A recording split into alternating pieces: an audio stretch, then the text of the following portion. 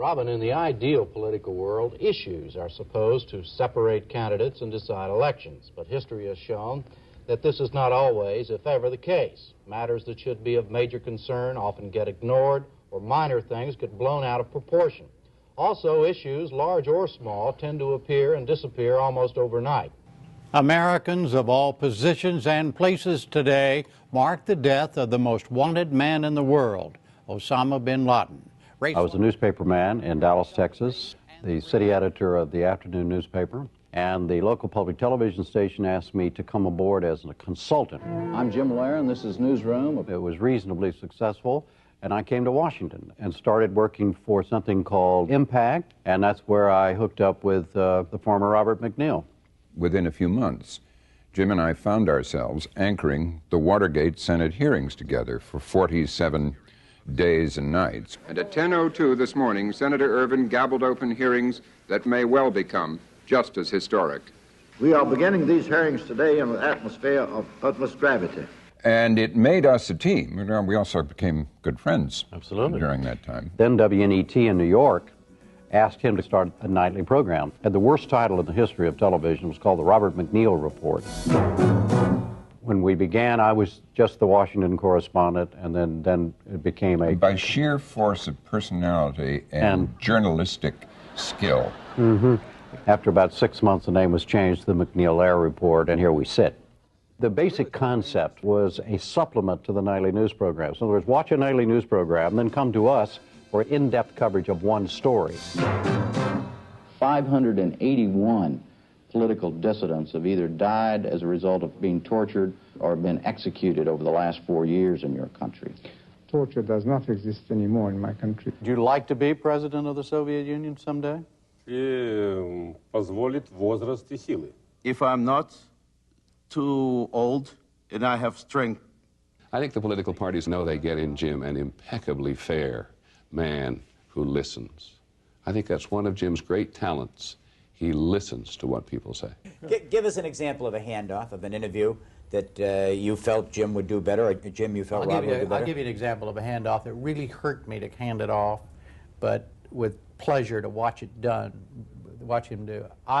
Just the set of circumstances that are long and boring I won't go into, but I was able to get us an interview with Fidel Castro.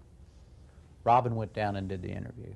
He knew that story of Castro 10 times better than I did, because he had been there years and years ago. It was something of abiding interest to him, the whole evolution of Cuba and all of that. I just knew he would do a better job of it. Senator Dole, speaking of your tax plan, do you still think that's a good idea, the 15% across-the-board tax cut? Oh, yes, and you'll be eligible. And so will the former president. Yes. That's good. I think the most important interview I did was the one I did with President Clinton. That was the day that the Lewinsky story broke. Shortly before he came in the Roosevelt room, I realized that, I had to ask him about it. Would you acknowledge, though, Mr. President, this is very serious business, this charge against you that's been made? And I will cooperate in the inquiry of it.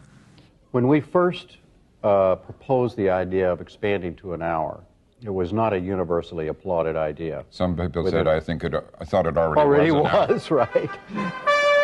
The mission of the NewsHour, as I see it, is this. Every evening, 5 nights a week, we will tell you, to the best of our professional judgment, what we think are the most important things that have happened since we talked to you last. Robin, the Israeli government has not released many details of the raid itself, but based on a wide variety of other sources, what happened can be pieced together this way. People often ask me if there are guidelines in our practice of what I like to call MacNeil-Lehrer journalism. Well, yes, there are, and here they are. Do nothing I cannot defend. Cover, write, and present every story with the care I would want if the story were about me. Assume there is at least one other side or version to every story. Assume the viewer is as smart and as caring and as good a person as I am. Mr. President, welcome. Thank you so much for having me.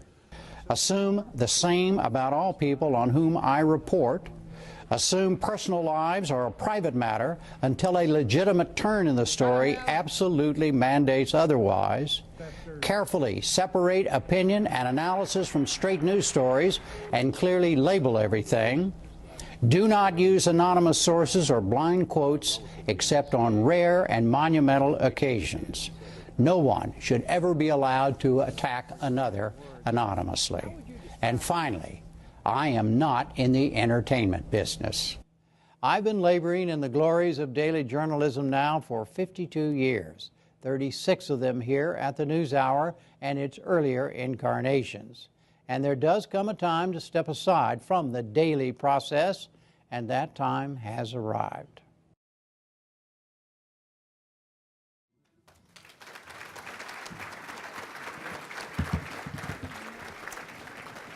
At this time, it's my distinct pleasure and honor to welcome to the stage Missouri School of Journalism Dean David Kurpius and our honored, distinguished 2017 Thomas Jefferson Distinguished Visiting Lecturer and Alum, Jim Lehrer. Please join me in welcoming him.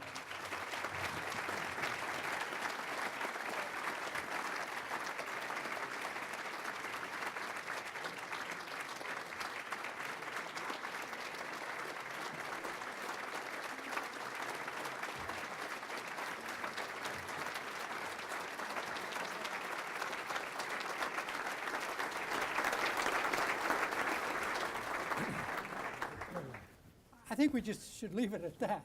Well, it brought back a lot of memories watching that tape, and what you don't know about me is that my television career started in the control room at WTIU-TV, the PBS affiliate in Bloomington, Indiana, where I wanted to watch you, but I was also paid to watch you.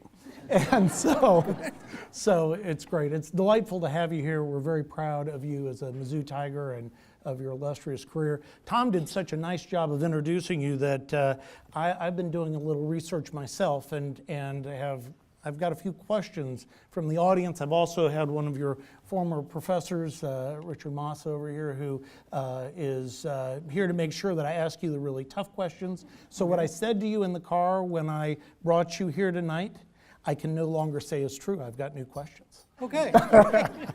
Great. Well, let's start with an easy one. Mizzou and the J School were a big part of your development and experience. How did the experience here influence your career? Well, first of all, thank you. Thank you very much for what you do for our school. And I'm a Tiger through and through, and have been since the day I set foot in Columbia, and will remain, and it will remain. I will remain a Tiger until I don't set foot anywhere else. But anyhow, thank you.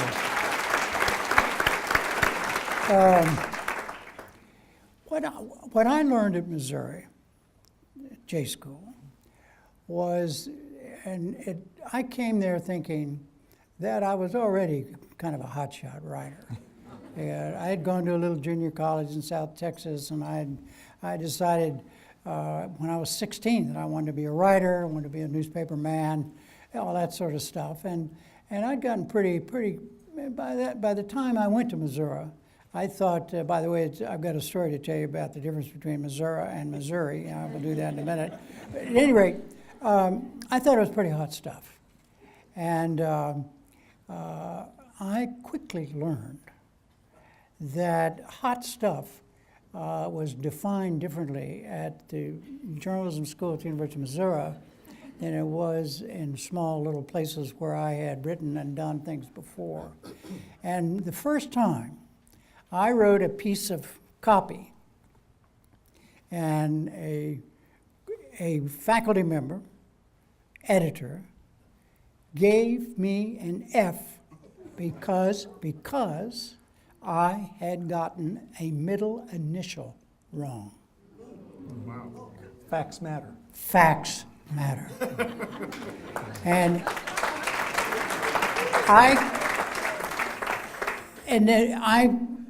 it took me, not to have, I was so slow to pick it up. That happened to me 2 or 3 times, and it happened to me in such a way that it stayed with me for the rest of my career.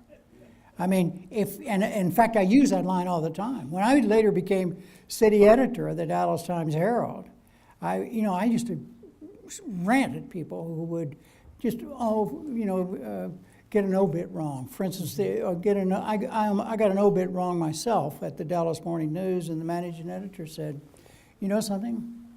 You have an obligation, we have an obligation to get everybody's name right that we put in our newspaper. That is our first and foremost obligation. And everything we put in there, we have to stand up for, we have to be able to defend, et cetera, et cetera, et cetera." And I learned all of that in Missouri. And I learned that the hard way. And it was like, I later, people asked me, when young people would ask me, about going to journalism school, and they'd say, "Well, what's it like? And what's it like going to J school?" I said, it's like being in Marine boot camp for journalism. And that's the way it was. And it really mattered. And the Dick Mazza will support that. I mean, the faculty, they were all terrific people, but they were tough. Thank God.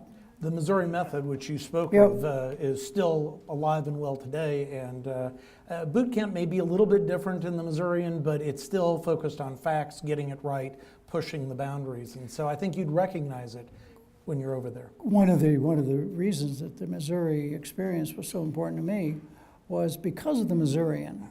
And I was fortunate enough to be able to cover the police beat and later to cover the criminal courts. And I was dealing with real people's lives. And it wasn't just some exercise that was going to finally go up and disappear. I mean, that's where I learned it. And as I say, it never left. That's fantastic. Well, you've had quite a career, and I loved your list of the values that you uphold, and those hold true today. I mean, you heard the crowd react to many of them, and I think that's great. Where did those values come from? How did you develop that list? Well, the specifically, it came out of as things do. There was a seminar about the future of American journalism. And they asked a lot of national journalists to go to Aspen and have this seminar and talk. And what was always so funny about it is that it was off the record, and we were all there. And it was the beginning. The digital world was beginning to encroach, and we didn't know what to do. And that's what we were talking about. And the person who was running the discussion said, "Do all of you all," and in the room, I'm telling you, if I listed their names, you would recognize most of them. I said, "Do you all have your own set of guidelines that you use to practice journalism every day?" And most of us said, yeah. And so this guy said, "Write them down and send them to me." And so I wrote those down, and I had never thought of them as, quote, guidelines until he did that. And I realized, they became a big deal because once they were written down, they became the guidelines for the NewsHour, but the NewsHour was already practicing those. And Robert McNeil, the influence, yes, I'm very proud of what I have done, but the opportunity to do things that matter came about because of Robert McNeil.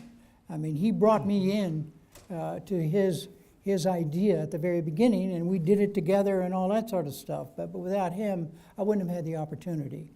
You have to have the opportunity to do these things, or you don't get to do them.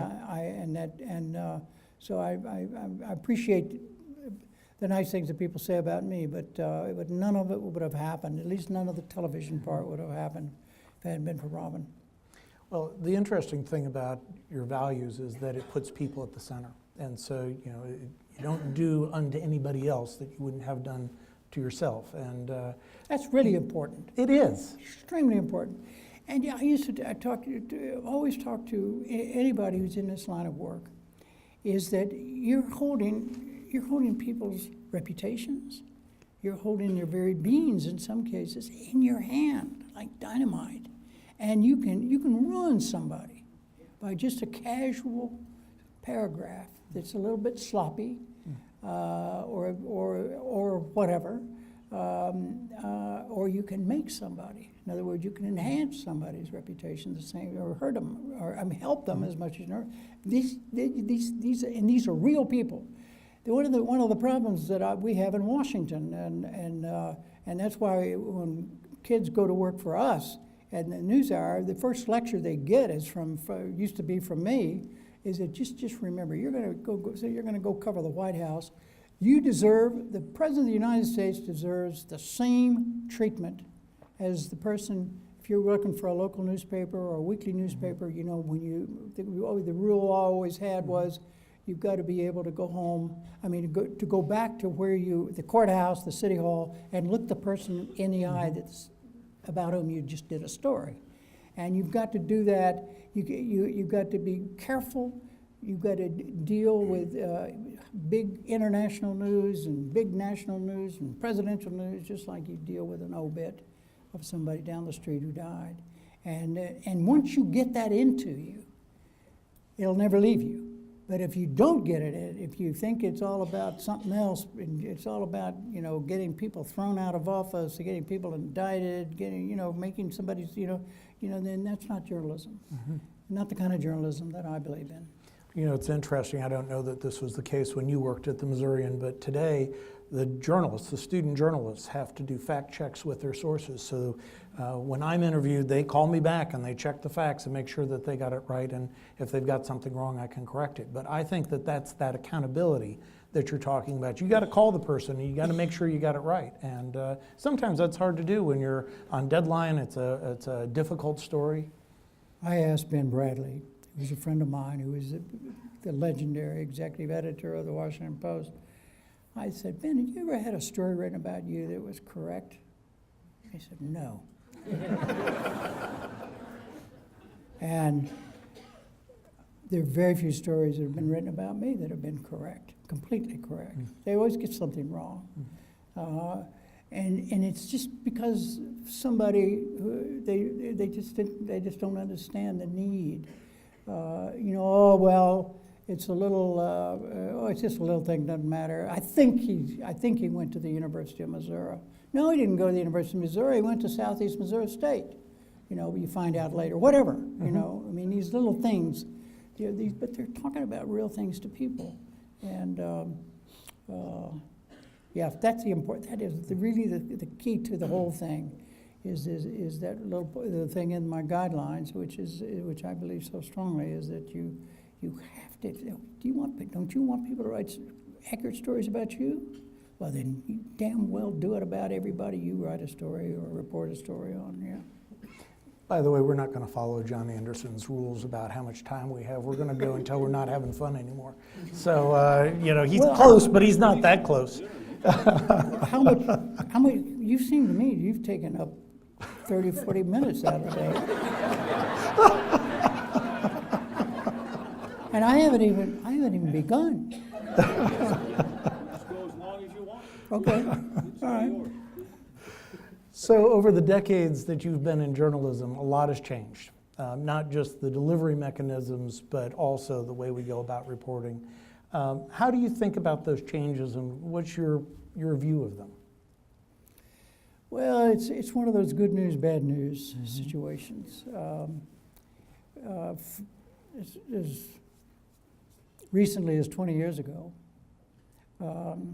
we Americans, I don't speak for everybody in the country, but everybody in all other countries, but we Americans basically, who cared about what was going on, went every day with a shared set of facts.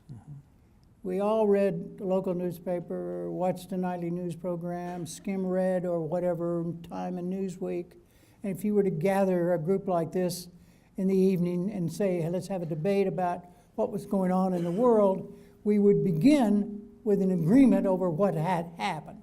And then we would disagree over what it meant or whatever, then you could have a debate. That is no longer the case. And if you were to go into an average group and say, okay, how many of you read a daily newspaper today? Raise your right hand. How many of you watched a nightly news program? You increasingly you find fewer and fewer hands going up. And people get the news off these little funny things they put in their pockets, and yeah, right, yeah. The good news about all of that is that when I first began in journalism, there were very few sources of information, and that was it. You read your daily newspaper, or you read some of the, or watched nightly news programs, and that was it. Now there are hundreds of sources of information, thousands if you want to really go at it, and that's a good thing. And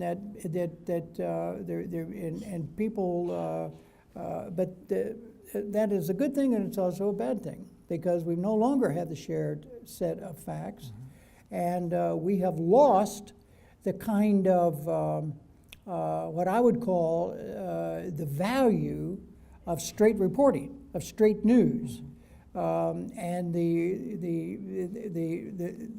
as the number of news, quote, news or comment or public affairs outlets multiplied, whether they were online or whether they were digital, whether they were radio, TV, whatever they were,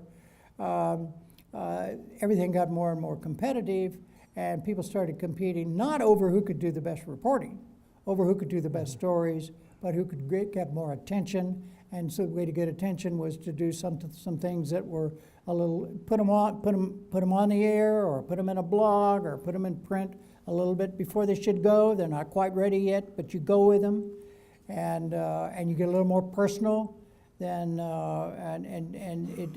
there's been a huge breakdown in what the standard old-fashioned view of journalism, which I learned at Missouri and I believe in all my heart and soul. There are three legitimate functions of journalism. There's straight news, there's analysis, and then there's opinion. Each one should be done separately and carefully labeled. And what has happened in the last several years,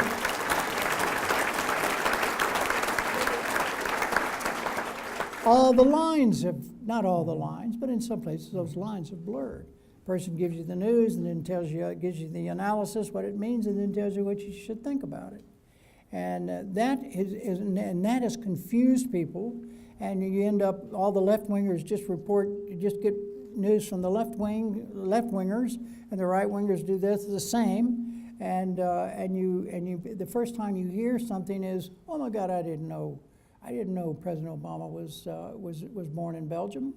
And and where'd you find that out? Oh, I just heard it on I just saw it on somebody's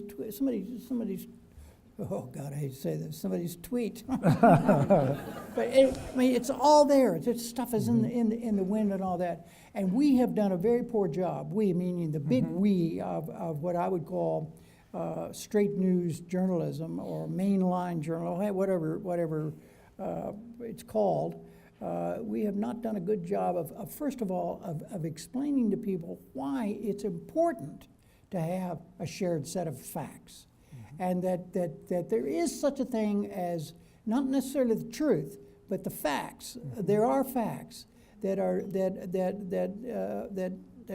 yes, they may change one day from one day to the next, and what was a fact on Monday may turn out to be on Tuesday not to have been a fact.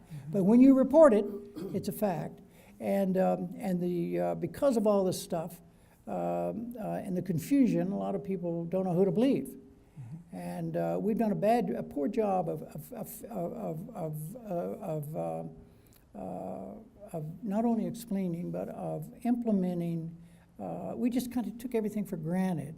Well, there are always going to be newspapers. Oh, there are always going to be, and suddenly one day we woke up and there was the internet, and suddenly there were no longer classified ads, which was the financial bottom for newspapers, and so we couldn't afford to do the reporting, end quote. So they quit doing the reporting, and the less reporting they did, the more newspaper readers they lost, And then they said, oh, well, we got to go online. Well, they went online and they gave all the stories away, so they lost their, I mean, the whole thing just went haywire. And it's still haywire. Yep. It's still in what I would call a state of, and the Missouri School of Journalism, particularly the Reynolds Center, is doing a lot of experimental stuff and looking at new ways to do this. And the way to make a living doing it. I mean, I don't mean make a living for individuals. I mean that, yes, too.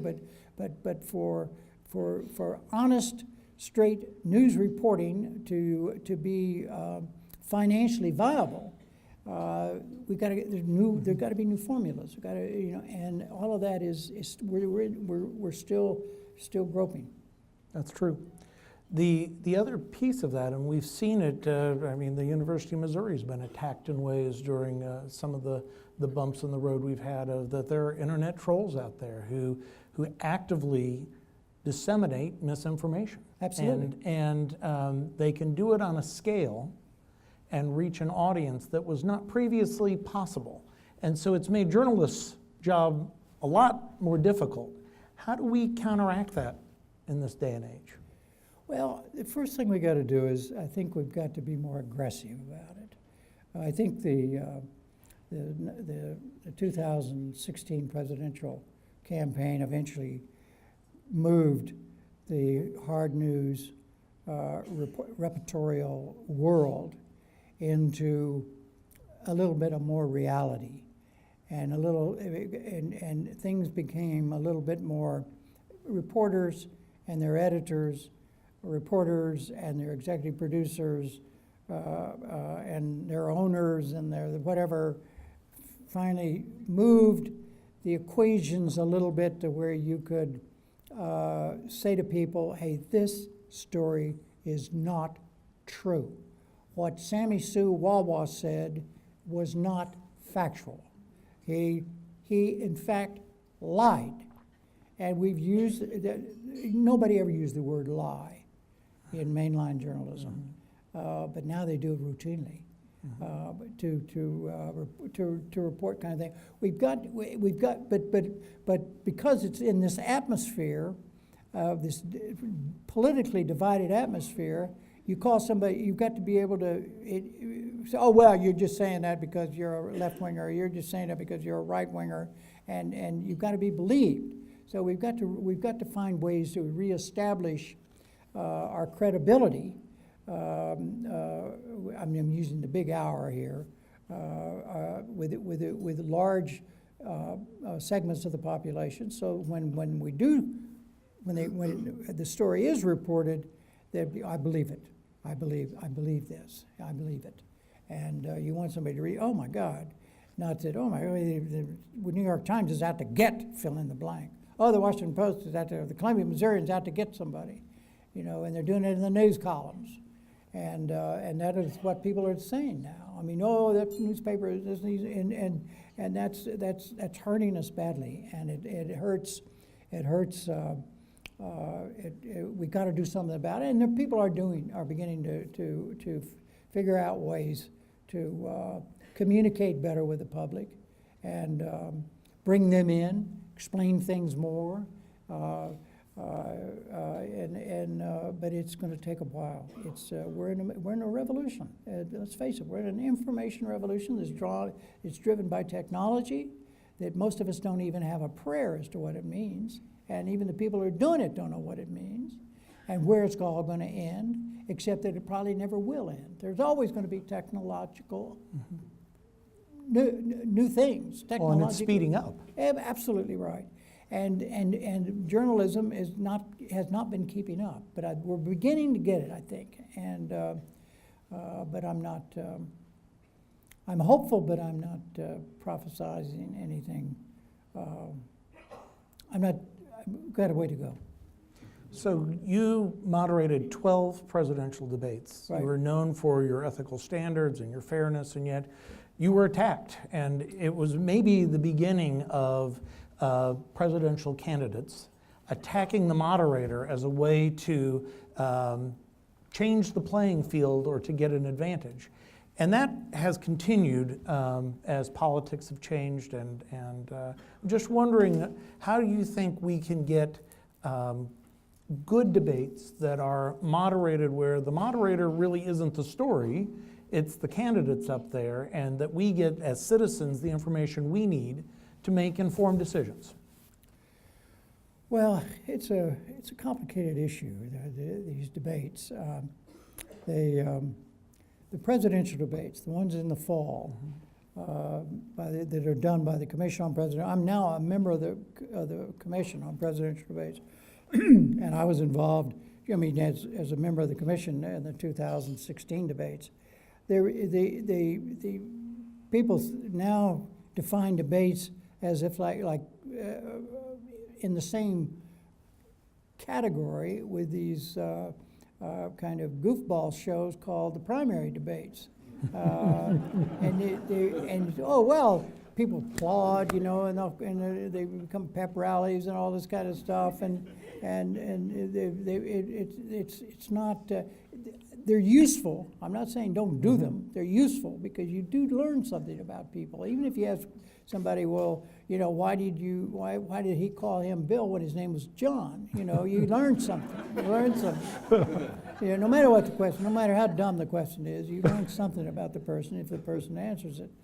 But the fall presidential debates changed, and I was part of the change. I mean, I won't say I was part of it. I was a participant in the change. The first debate I did was in 1988, and it was a moderator and three other reporters, four of us, asking questions. And it was 1 minute answers and then 30 minutes. It was all very, very cut and dried. And there was no personality of a moderator or anybody asking questions who was to be upset with or be pleased with, because it was just part of the furniture. And then it slowly developed that those things were considered, there wasn't enough follow-up. And so anyhow, the consensus finally moved on to, let's move into what we have now, which is single moderators. Well, when you have a single moderator and an open debate, and the format has opened up, you don't have this 1 minute, 2 minute anymore. You have 15 minutes, and it's back and forth. And the moderator has to keep it fair and keep it moving and all of that, and know when to stay out of it. And the moderator just plays a bigger role than ever before, and as a consequence, he or she is a big target. If you don't like what the candidate, if let's say you're the candidate and I'm the moderator and you're speaking, and I stop you and say you're out of time, you know, and then go to Billy Bob, and you're a Billy Bob, you're a supporter of yours. Oh well, Lehrer, look what he did. He cut Dave, Bill, John off, and that goes. And I really do not like to be criticized. I am not keen on criticism. And so I was I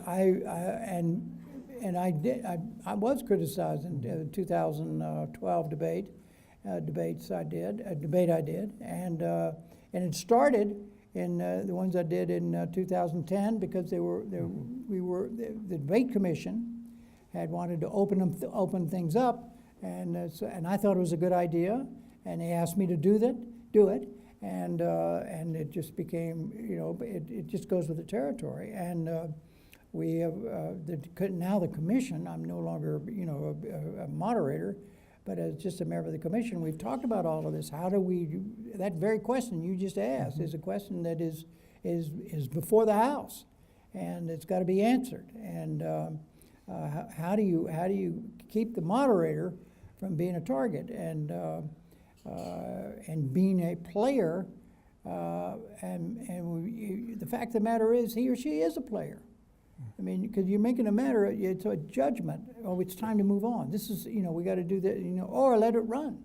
I mean, I got criticized for letting Romney and Obama go at it, and I just backed off because they were doing exactly what no two presidential candidates had ever done before, and we wanted to do, we meaning we, who in the debate moderated the debate world, we wanted a real debate. We wanted the candidates just talk directly to each other, and we finally got them to do it.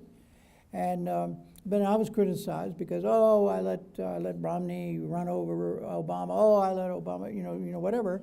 And one of the problems here again is the old story. We didn't explain it ahead of time what we were trying to do and what that was all about, because people were used to a more confined format. But basically, I think the debates are moving in the right direction. They need to be tweaked, and I think they will be. After this last debate season, hard to find moderators?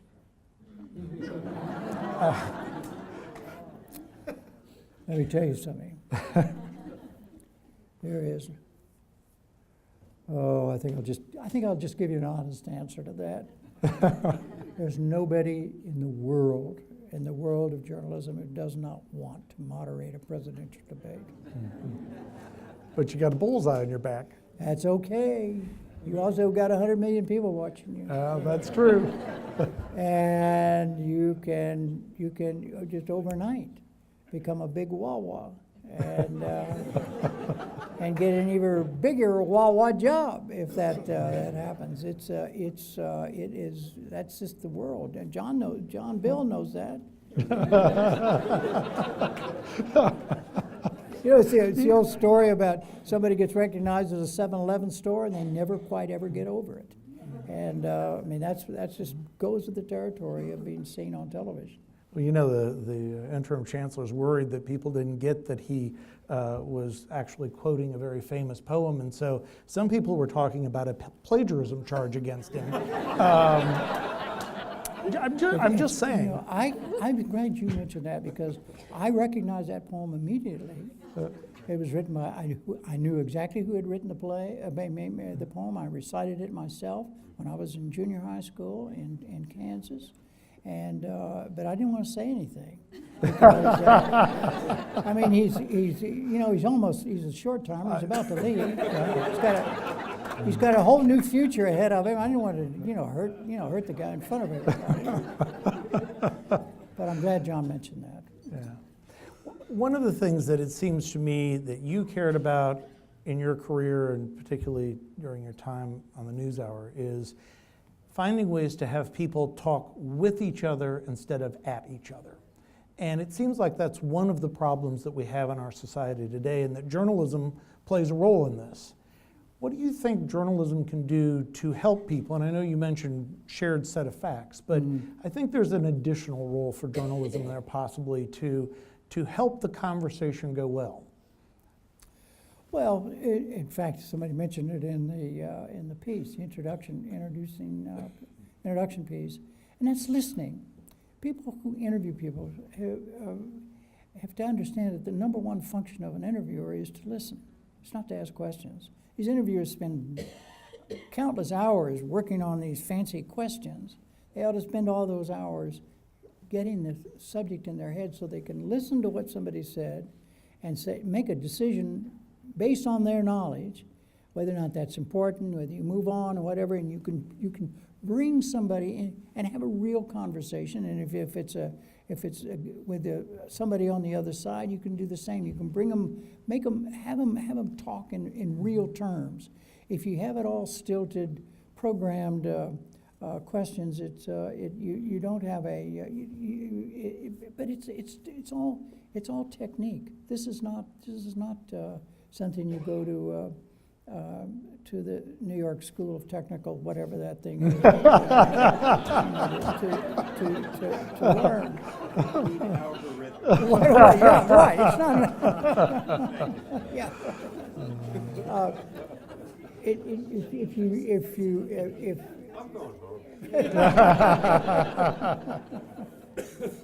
it can be learned.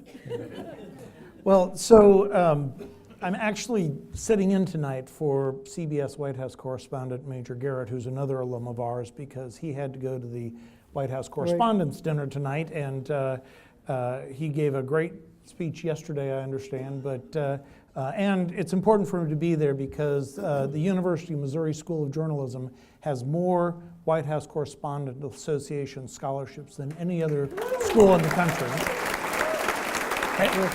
It's not even close. And we've got a resurging legislative State House coverage project that's going on with our media here. We've got a staffed office in Brussels covering the EU and part of what we're doing that's been there for quite a while and very successful. And we also have students at the National Press Club in Washington, D.C., where Barbara Cochran runs our program there and does a great job as the Hurley Chair. So you can do state, national, and international political coverage. The question in this is, what advice do you have for our students who are heading down that path to have political journalism careers for the future of what they're trying to do? Well, first of all, they need to understand that you got to understand what you have to accept what journalism is. In other words, what's the point of your exercise? How do you see your job? And and the young people who are going into journalism now are the people who are going to, in my opinion, going to save it. If they are either on their own or are taught and see the development the resurgence in a different form, possibly, of straight news. That's where the future is for young people going into journalism. And I would my advice I've always given to anybody who's interested in journalism is try to find a job, your first job or so, where you deal with real people that you have to then deal with after the. In other words, where you are forced to deal with the consequences of your journalistic acts. And it was the best thing that ever happened. In other words, start very at the local level. If you had, and you start at a FM radio station or a small newspaper or a blog or wherever, but have it do it in a way that where you're not there is impact. You're having an impact. It doesn't have to be a huge impact on millions and millions of people. Just a few people are affected by what you're doing, and you understand the power that you have and the responsibility that goes with that power as a journalist. And if you don't get the connection, then please don't go into journalism. Amen. Yeah.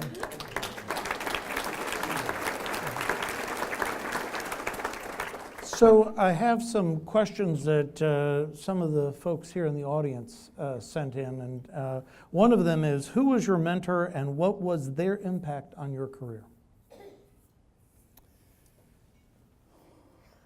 I've had several mentors. A guy named A.C. Green was a mentor. I worked for the Dallas Times-Herald. He was a rewrite man and a book editor and a writer of books later on and editor of the editorial page.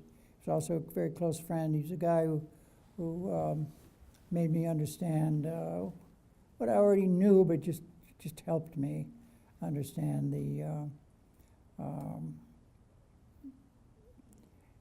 responsibility to, if you're going to write something, write it well or don't bother. He was a writer's. He helped me understand the writing part. I had Robert McNeil's been a huge mentor to me. Robert McNeil's the one who taught me what civilized discourse is. Civilized discourse is when people speak to each other about things about which they disagree in a civilized manner. And when he started the nightly program, that awful program called the Robert McNeil Report, he said, we're in the civil discourse business, and I learned from him what that means, and he if he were sitting here, he would tell you, yes, oh yeah, but Jim, I learned so much from you. And what he told me, he said once in front of a bunch of people, the one thing I really learned from Jim is that, he taught me how to ask dumb questions. And what he meant was that, and he then explained what he meant, was that there's a tendency to, if you've done a lot of homework and you really know the story, you want everybody to know you really do know that story. And you don't give a damn about the person you're interviewing. You want to show off. And so some of the most difficult questions are the simplest. For instance, the legendary question of all time on, not all time, but a legendary question ever been asked of in American politics was when Roger Mudd asked Ted Kennedy, why do you want to be president of the United States? And Kennedy couldn't answer the damn question. Because he was already to answer more complicated things. And he couldn't give a concise answer, and as a consequence, he didn't win the Democratic nomination against, he was trying to defeat Jimmy Carter, as you recall. But asking the dumb question of the simple, straight, straight question I learned from, I learned that from a lot of, I'm fortunate to, my generation of reporters were people who were, they were writers, but they also knew the value. And those guys were my mentors. I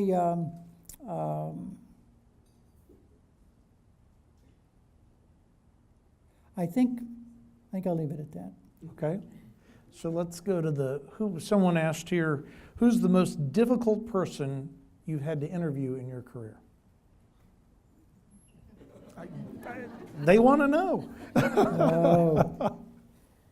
Well, I've interviewed so many people, and I've been privileged to interview all kinds of people, all kinds of political people and all that sort of stuff. And the most difficult, if I tell you by name, it'll sound political, but it's not political. And I don't really think in those terms. There are people that I'm thinking positive. There are some people really just good at interviews.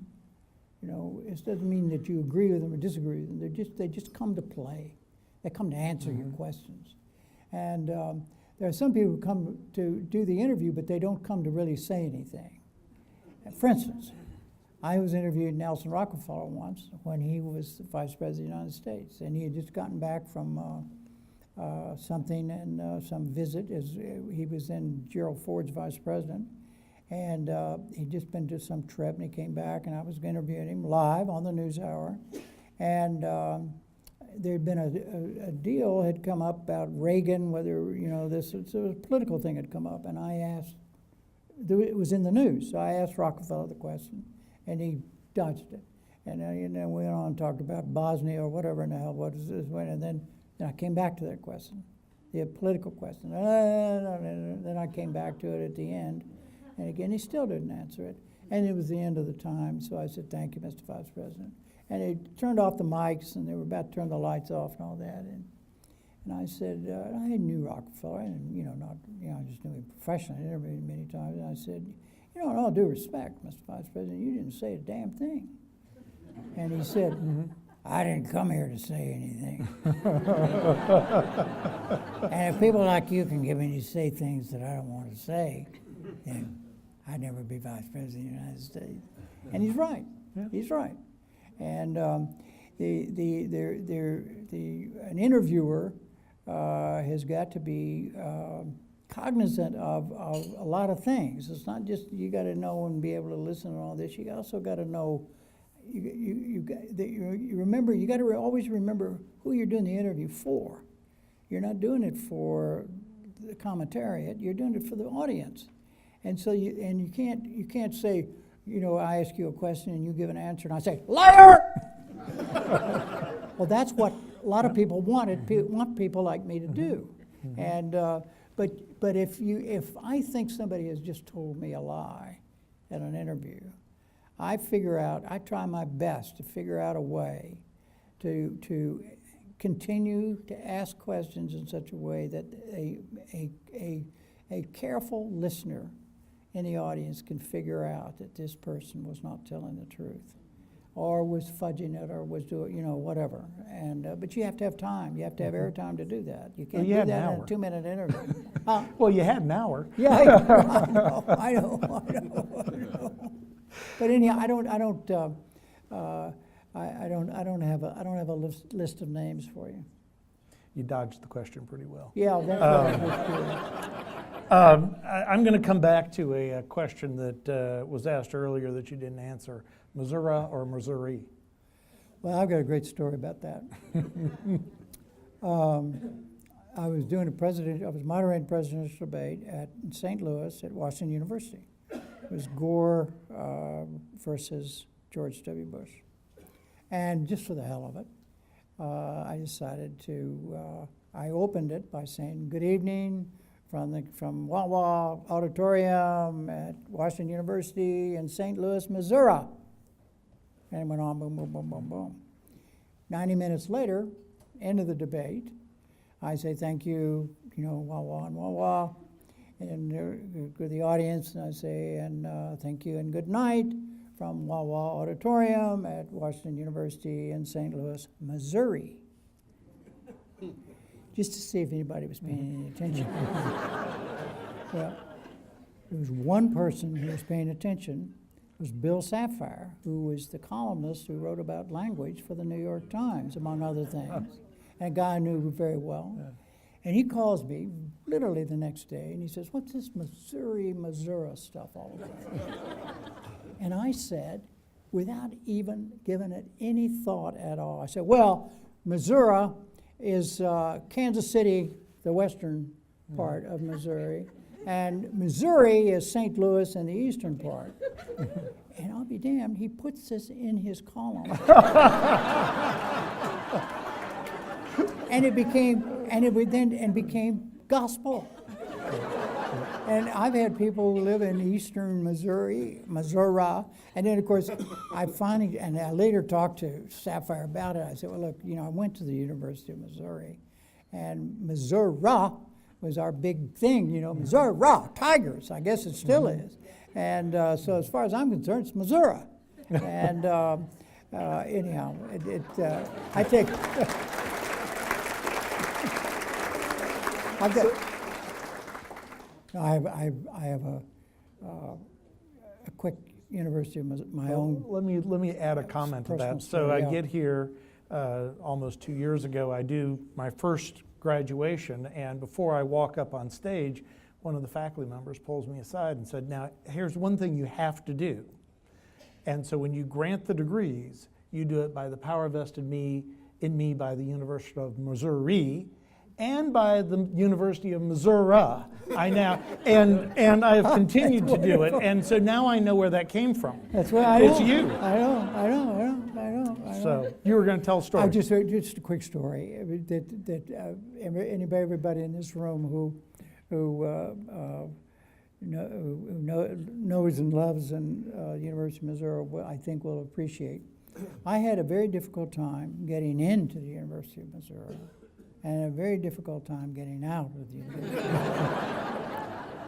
Quick story, getting in. I went to the little junior college in South Texas, and decided I wanted to go to I'd never set foot at Columbia, Missouri. I knew the University of Missouri Journalism School. By then I'd already decided I wanted to be a journalist, et cetera, et cetera.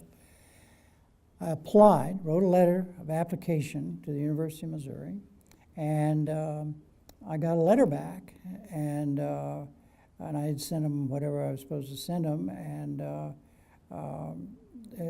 from the admissions department, and they said, we've never heard of the school. My school was called Victoria College. It had a student body of 300, and in fact, I was editor of the paper, and I did a banner headline. Was VC for Victoria College. VC enrollment soars to 300, but anyway. I got this letter back from the admin, said we cannot admit, because I was going to go as a junior, obviously, you know, for the last 2 years, and we can't accept your credits because we've never heard of your school, and you know, so we could probably admit you as a provisional sophomore. Well, I took the letter to the guy who was the dean of the school and an old football player, a wonderful man. He looked at this letter and he was furious, you know, at Missouri for doing this. And he said to me, okay, Jimmy, do you really want to go to the University of Missouri? I said, yes, sir, I really do. And he said, well, are you willing to roll the dice?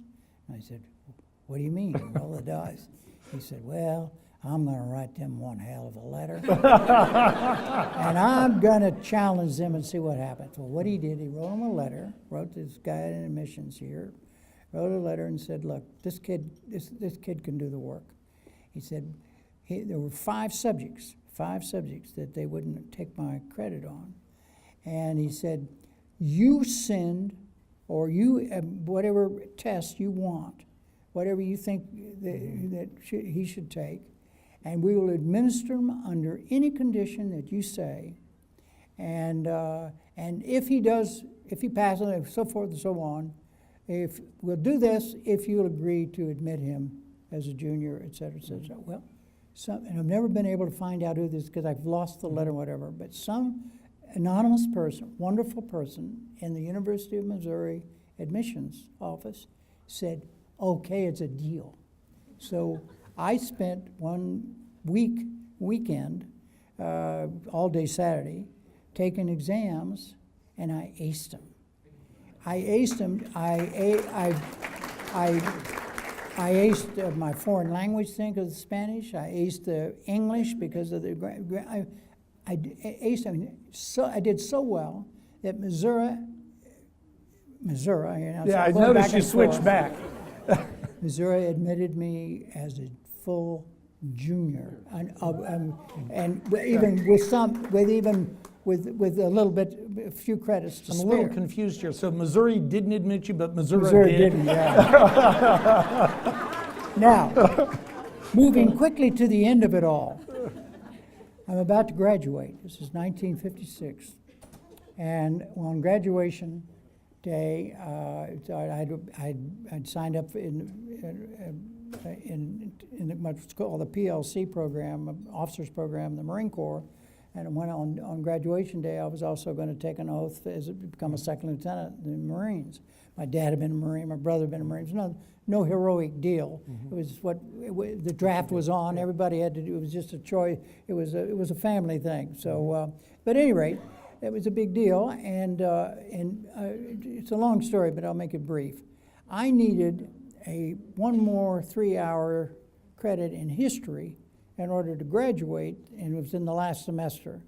And the only history, I was working on the Missouri, and I was doing a lot of other things. There was only one history class that fit the time, and it was a class called Medieval Intellectual History.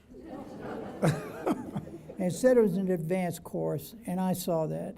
But anyhow, I took it anyhow, and I went in the first day to the class, and there were only 6 of us in the classroom.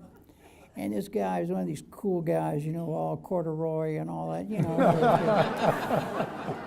And he starts talking about Thomas Aquinas and St. Augustine and all this kind of thing. I think that's a town in Florida and all this kind of thing. And I, at the end of the first lecture, an hour, I mean, it was just, you know, I went to the professor. I said, you know, this is not my thing, sir.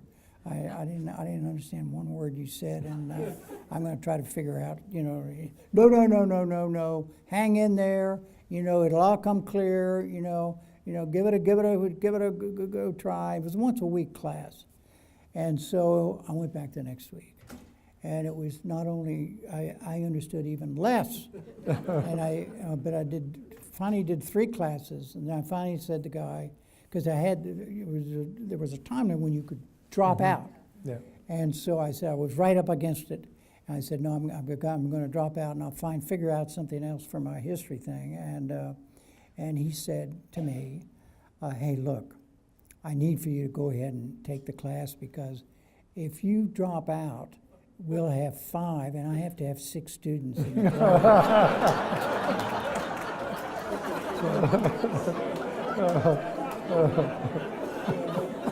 So you can guess what happened. I went ahead and stayed in the class, and the guy, and he didn't give us exams. He didn't do anything. He said, okay, now at the end of the semester, he said, now write a paper on, and it was something like compare St. Augustine's this to the William blah, blah, blah, blah, blah.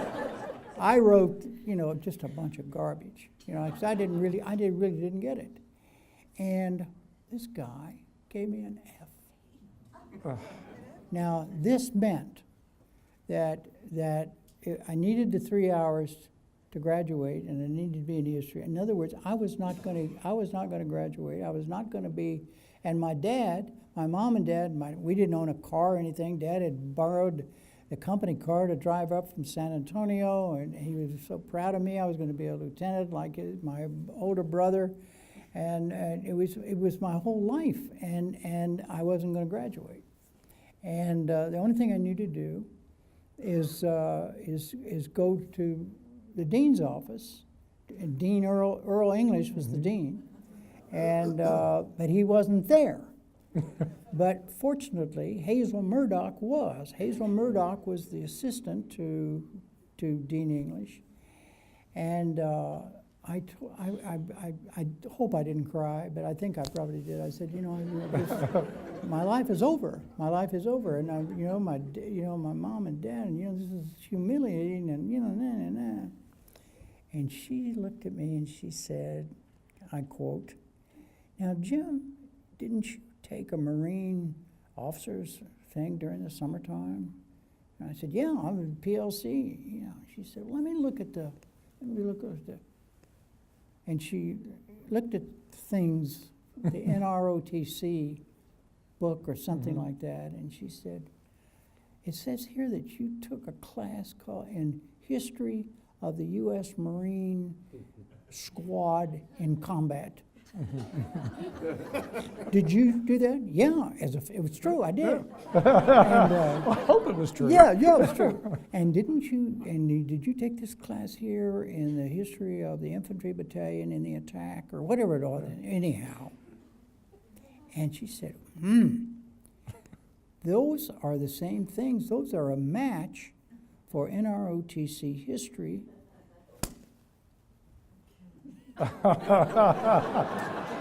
You have 3 hours of the history credit you're going to require to graduate. And I graduated from Missouri on time and was commissioned on the Robert President.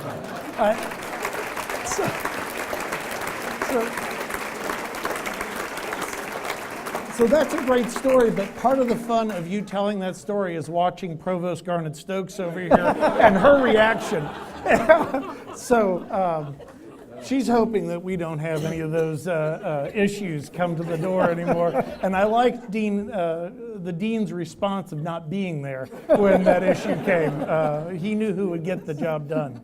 So, let me just wrap up tonight by saying how proud we are of you, how delighted we are that you joined us here. You're going to spend some time with our students on Monday. We appreciate that. We appreciate your lovely wife, Kate. You've been married more than 50 years, and that she came with you, and we think that it's just absolutely wonderful to have you here.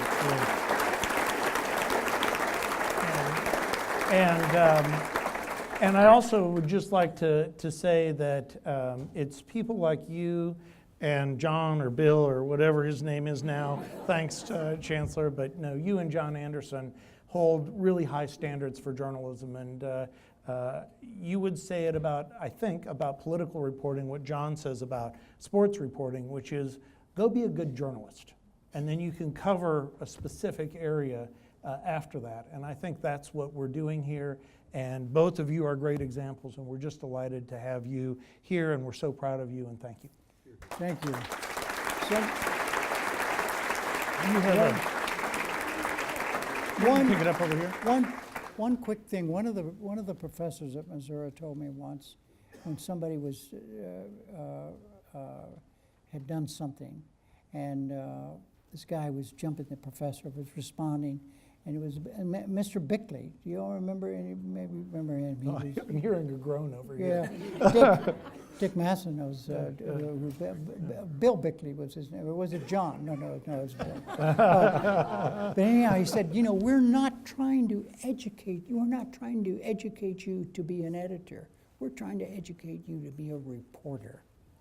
And a lot of journalism schools don't do that. And your point, you said it a lot better than I did. If you can learn to report, then the rest of it flows from that. Yeah. That's right. I'm sorry to keep. We're delighted to have you here, and John's going to step up here. I think you've got. Okay. I've got duties. Get my microphone real quick. Am I supposed to stay here? You are supposed to stay right there. By the way, Hank wants me to wrap up. He's just tore up my script and figured that'll short me up. Is this on? I don't know if you can hear me. Certainly, we thank you for your time. Thank you, John. The effort you made to get here, I know this morning was not easy. I lend my echo what Dean Kirpy said about how great you are, what an example you are to everybody. The standards you uphold, the standards that you maintain, the standards that we can all learn just by simply watching you perform every day. Dean Kirpy, thank you for moderating that. That was terrific. And so we try to do our research here. And so apparently you have a thing with Trailways bus? Yeah, you got a problem with that? No. What I have for you is a gift on behalf of the Jefferson Club. Oh my God Almighty.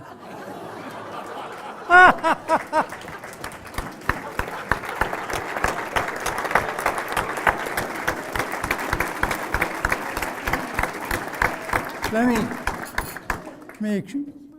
that little junior college in Victoria that I talked about.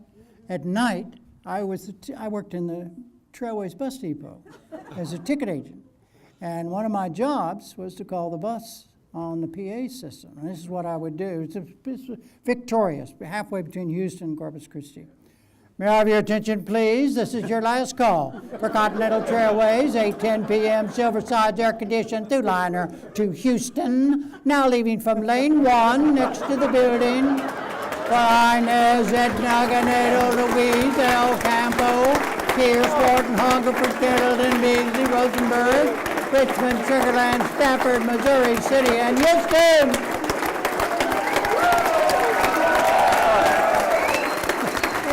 Where'd you find it? We've got secrets all over the place.